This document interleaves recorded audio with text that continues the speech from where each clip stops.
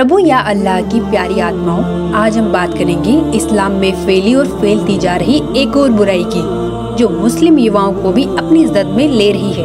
शराब और जुआ आजकल युवाओं का शौक और आदत दोनों बन चुका है। अल्लाह के बंदों, शराब पीने और जुआ खेलने को कुरान में महापाप बताया गया है। देखिए कुरान से प्रमाण, सूरह अल बकरा 2 आयत नंबर 219।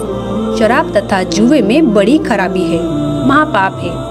प्यारे मुस्लिम भाइयों, इस बुराई से जितना जल्दी हो दूर हो जाओ। अल्लाह के और भी नेक आदेश जानने के लिए जरूर पढ़े पुस्तक मुसलमान नहीं समझे ज्ञान कुरान। धन्यवाद।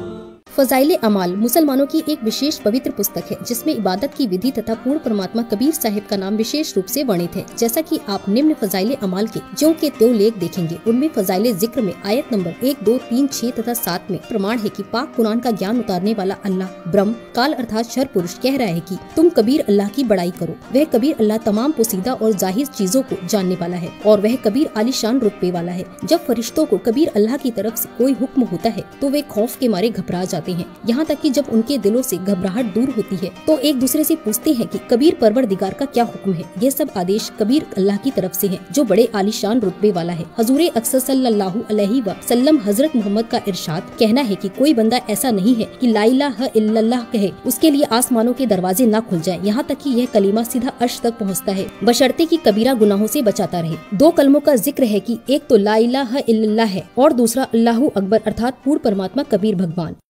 एक भाषा का काम अपने विचारों को दूसरे तक पहुंचाना है। वो सिंपल हो, क्षेत्रीय हो, चाहे अरबी हो, चाहे पंजाबी हो, चाहे गुजराती या मराठी हो या हिंदी हो, अपनी लोकल मातृभाषा हो, वो ज्ञान खरा होना चाहिए ताकि सामने वाला समझ सके। हमारी बुद्धि काम करना बंद कर जाती है क्योंकि हमने ज्ञान नहीं। तो इस ज्ञान से समझ में होगा कि हम किसको के मान बैठे।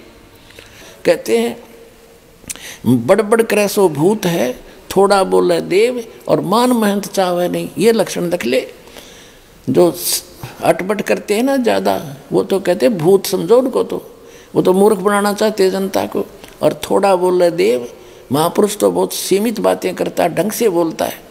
और मान महंत चावे नहीं, मान बढ़ाई चाहता नहीं, ये साधु के लक्षण। वास्तविक ज्ञान विस्तार के साथ सच्चिदानंद घन ब्रह्म के मुख से उच्चरित वाणी में उस परमात्मा ने स्वयं आकर बोली है वो वाणी, और उसमें वर्णित है वो है तत्व ज्ञान। और वो तत्व ज्ञान किसी तत्वदर्शी संत से जाकर पूछो। यही कुरान शरीफ में लिखा है कि उस अल्लाह अकबर, उस बड़े भगवान की जानकारी किसी बाखबर से पूछ देखो। और यही यजुर्वेद में स्पष्ट कर दिया है कि कोई तो परमात्मा को संभवात और कोई उसको असंभवात, यानी कोई तो कहता वो जन्म लेकर श्री राम और कृष्ण रूप में आता है, कोई कहता वो अजन्मा है, जन्म लेता ही नहीं। इसकी जानकारी, यथार्थ जानकारी तत्वदर्शी संत बताते हैं, उनसे सुनो। तो ये है वो दास तत्वदर्शी संत पुण्यात्माओं, जो समझ में आ जा तो आपके गोल्डन चांस है आपके लिए। 33 करोड़ देवताओं की ये समझ लो मेंबर ऑफ पार्लियामेंट की सीट है। वो देवता मर जाते हैं, दूसरे अच्छी आत्माओं को देवता पद प्राप्त हो जाता है। तो इस प्रकार ये सभी देव हैं। देव माने प्रभु हैं, स्वामी हैं अपने सत्र के। लेकिन कुल का मालिक जिसको महादेव कहते हैं, बड़ा भगवान कहते हैं, अल्लाह अकबर कहते हैं, वो सबका मालिक है, उसके सब देव हैं। ये अन्य देव भी उसके हैं, उसके अंतर्गत हैं, उसके कंट्रोल में है। वो सबका मालिक एक है और ये अपने सत्र के प्रभु हैं। ये सब खुदा होते हुए भी उस एक खुदा के हैं।